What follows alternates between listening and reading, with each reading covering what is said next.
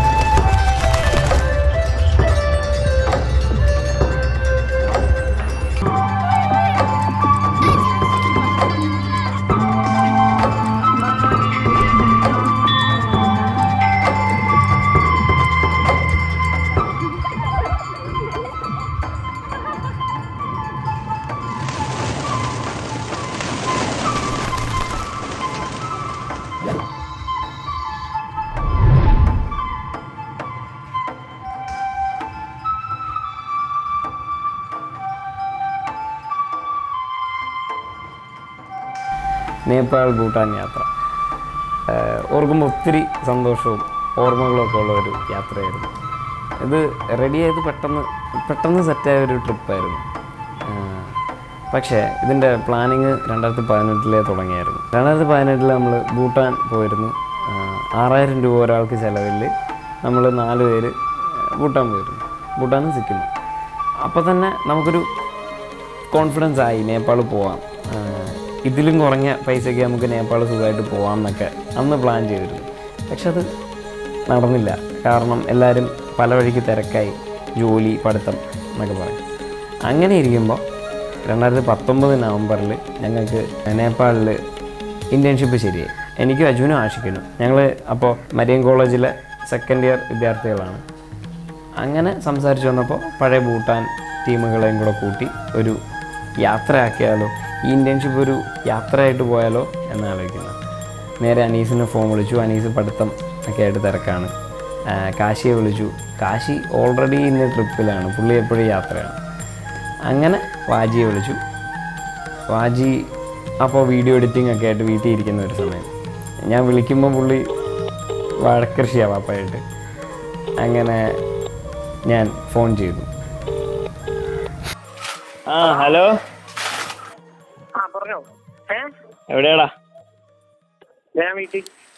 നമുക്ക് നേപ്പാളിൽ പോയാലോ?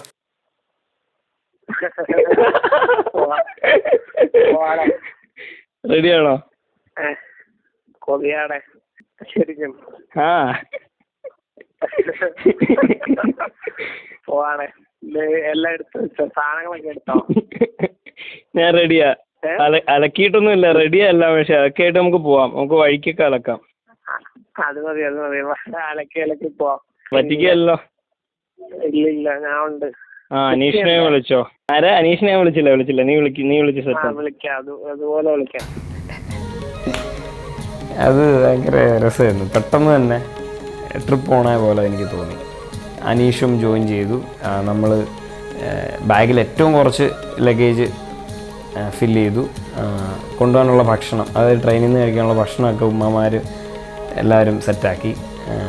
ടിക്കറ്റ് ബുക്ക് ചെയ്തു. ടിക്കറ്റ് ആദ്യം ബുക്ക് ചെയ്തു കേട്ടോ. ടിക്കറ്റ് ബുക്ക് ചെയ്യാൻ ഹെൽപ്പ് ചെയ്തത് നമ്മുടെ അജുവിൻ്റെ അമ്മയാണ്. അങ്ങനെ പരിപാടി പെട്ടെന്ന് ഓണായി, ട്രിപ്പ് ഓണായി. ട്രെയിൻ തിരുവനന്തപുരം ഗോരഖ്പൂർ എക്സ്പ്രസ് ആയിരുന്നു. നവംബർ 3-ാം തീയതി രാവിലെ തന്നെ അജു തിരുവനന്തപുരത്ത് നിന്ന് ട്രെയിൻ കയറി. നമ്മൾ ഒരു 10:30 ആയപ്പോൾ എറണാകുളം എത്തിയെന്ന് തോന്നുന്നു.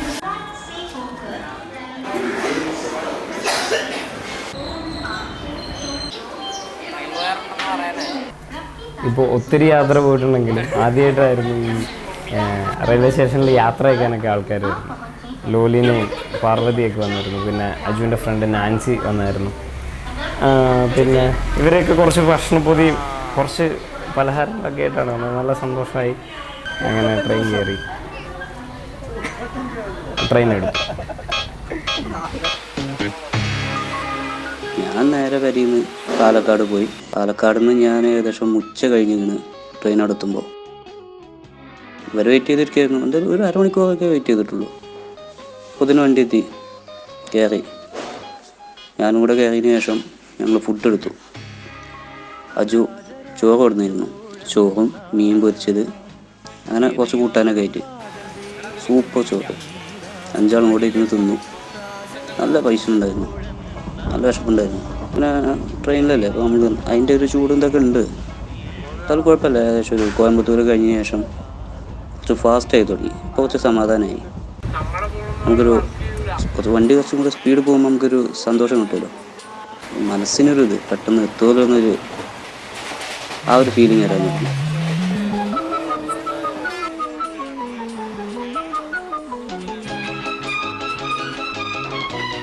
അങ്ങനെ പകലുകളും രാത്രികളും കടന്നുപോയി.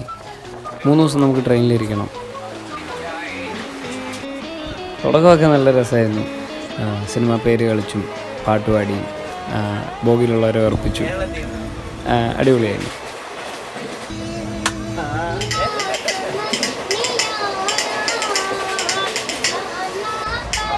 പിന്നെ നമ്മൾ വെറുതെ നടക്കാൻ ഇറങ്ങും ട്രെയിനിൻ്റെ അങ്ങോട്ടും ഇങ്ങോട്ടും. പിന്നെയാണ് മടുത്തു തുടങ്ങുക.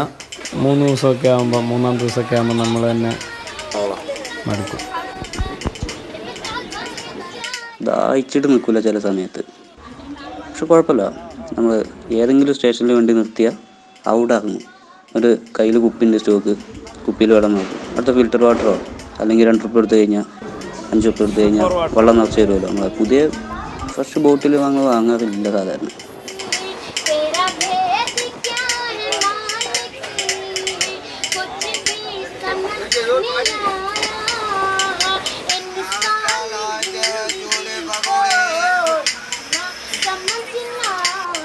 എപ്പോഴൊക്കെ പള്ളി കഴിച്ചിട്ടുണ്ടോ അപ്പോഴൊക്കെ ചപ്പാത്തി ഉണ്ട്.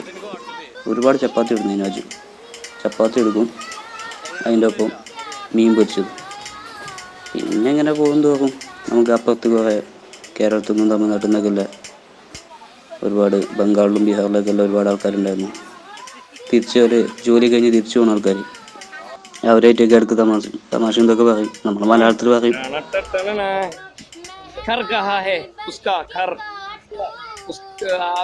ഇടക്കോലെ കളിയാക്കും, സംഭവം മനസ്സിലാവും. ഇടക്കോലെ തമാശ പറയും. കണ്ണാടി വെച്ചോ, അതാ സ്റ്റൈൽ. അങ്ങനെ എന്തായാലും നല്ല കമ്പനി ആയിരുന്നു. എന്തായാലും ട്രെയിനിൽ നിന്ന് ഞങ്ങൾക്കൊരു നേപ്പാളി ഫാമിലിനെ കിട്ടി. കുറച്ച് നേരെ ചെന്ന് കമ്പനിയായി. We will reach Nepal by morning. Your choice. Sleeping. No. Rest, continue travel. Yeah, continue. Okay, yes. പിന്നെ അതിന് ശേഷം ഇങ്ങനെ സംസാരിക്കാനൊക്കെ തുടങ്ങി. അവരാണെങ്കിൽ ഭയങ്കര പേടിപ്പിക്കല്. അവിടെ ഈ സമയത്ത് ഭയങ്കര തണുപ്പാണ്, നല്ല ഈ സ്വെറ്ററും അതുപോലത്തെ സാധനങ്ങളൊന്നും ഇല്ലാന്നുണ്ടെങ്കിൽ ബുദ്ധിമുട്ടായിരിക്കും, അത്രയും തണുപ്പാണെന്നൊക്കെ പറഞ്ഞു. 3, 2, 1 go.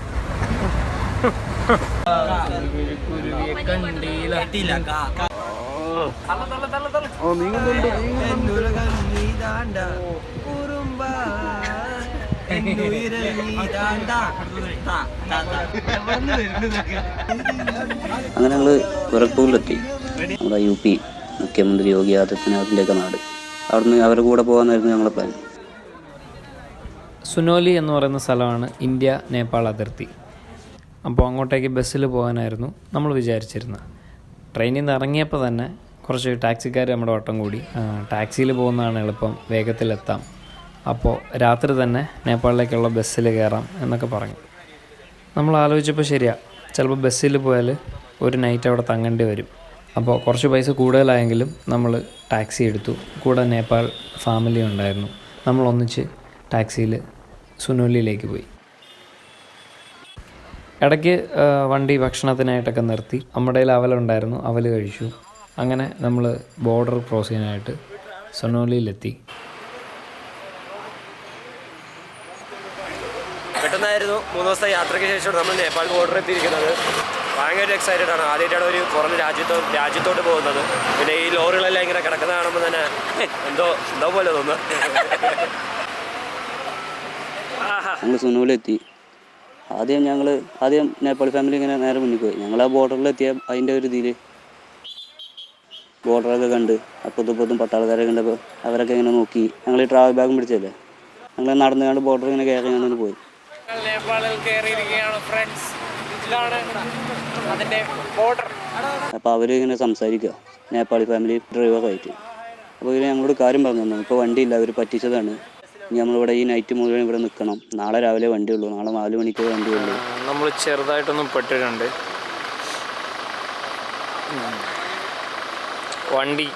വണ്ടിക്കാരൻ പറ്റിച്ചു.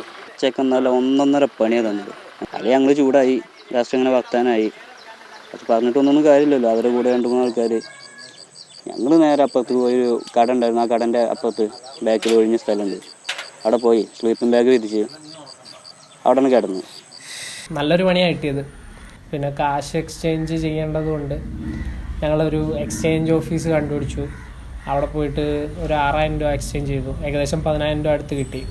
അപ്പോൾ ഭയങ്കര സന്തോഷമായിരുന്നു. കാരണം വെറും നമ്മുടെ 6,000 രൂപ കൊടുത്ത് അവിടുത്തെ 10,000 രൂപ കിട്ടുമ്പോൾ അതൊരു അന്നത്തെ എക്സ്ചേഞ്ച് റേറ്റ് ഏകദേശം 1.6 അടുത്താണ്. അതായത് 100 രൂപ കൊടുത്താൽ 160 രൂപ കിട്ടും. എന്നിട്ട് ഞങ്ങൾ ആ കാശുമായിട്ട് നേരെ പോയി ബസ് ബുക്ക് ചെയ്യാൻ വേണ്ടി പോയി. ഒരാൾക്ക് ഏകദേശം 350 രൂപ അടുത്തായി. അങ്ങനെ ബസ് ബുക്ക് ചെയ്ത് പിറ്റേന്ന് രാവിലെയാണ് 4:30. അപ്പോൾ അലാറമൊക്കെ വെച്ച് ഞങ്ങൾ സ്ലീപ്പിംഗ് ബാഗൊക്കെ വിരിച്ച് അങ്ങ് കിടന്നപ്പോൾ കിടന്നിടത്താണെങ്കിൽ ഭയങ്കര പൊടി. ഇത് ബോർഡർ ആയതുകൊണ്ട് തന്നെ ഭയങ്കര തിരക്കും കാര്യങ്ങളൊക്കെ ഉള്ളതുകൊണ്ട് തന്നെ തുരുതുരാ വണ്ടി വരുന്നുണ്ട്. പൊടി, കൊതുക്, അങ്ങനെ ഉറക്കം ശരിക്കും പറഞ്ഞാൽ കിടന്നേ ഉള്ളൂ. ഉറക്കമൊന്നും അത്ര നന്നായിട്ട് നടന്നില്ല. അപ്പം 4:30 പിന്നെ ബസ്സിൽ കയറി. എന്നിട്ടിനി പുതിയ നാട്ടിലേക്ക് പോവുകയാണ്, പൊക്കാറയിലേക്ക്.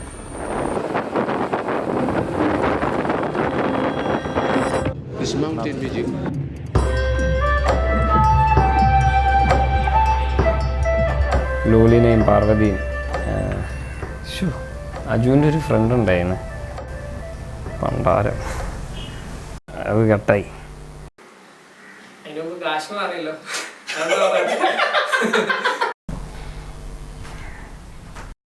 Share, like and subscribe.